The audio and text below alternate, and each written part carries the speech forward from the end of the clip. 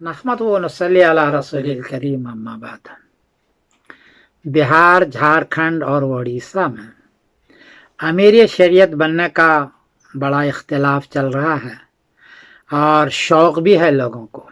देखिए, अब दोबारा मौलाना मिन्नतुल्लाह साहब रहमानी और मौलाना मुजाहिदुल इस्लाम साहब जैसी शख्सियत नहीं आ सकेगी। इसलिए अब तो जो लोग इस वक्त मौजूद हैं उन्हीं से आपको काम चलाना पड़ेगा, और ज़्यादा इख्तिलाफ कीजिएगा तो 3 टुकड़ा हो जाएगा इमारत शरिया का। ये अच्छी चीज़ नहीं है।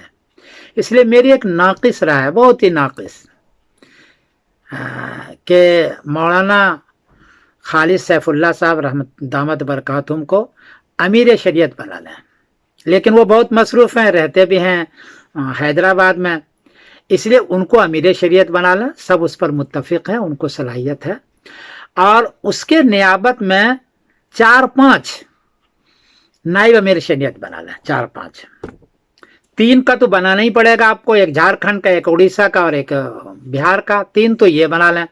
और भी जो हजरात आप लोग समझते हैं कि फ़लाँ का भी हक़ है, फ़लाँ का भी हक़ है और मौजू शख्सियत है और काम अच्छा करना चाहते हैं, उनको भी नाइब अमीर बना लें।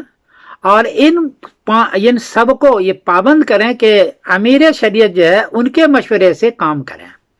तो काम तो करेंगे नाइबीन, लेकिन उनके मशवरे से, अमीर शरीयत के मशवरे से। इसका फ़ायदा यह होगा कि सब मुत्तफ़िक़ हो जाएंगे, एक इमारत शरिया रहेगी और एक अमीर रहेंगे और सबको अपना अपना हक़ मिल जाएगा।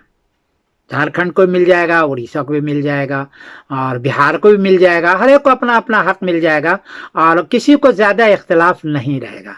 मेरी एक नाक़िस राय है, अगर आप हजरात अमल कर लें तो बहुत बेहतर है। मैं तो बरतानिया रहता हूँ, लेकिन दर्द बहरहाल है कि एक रहे।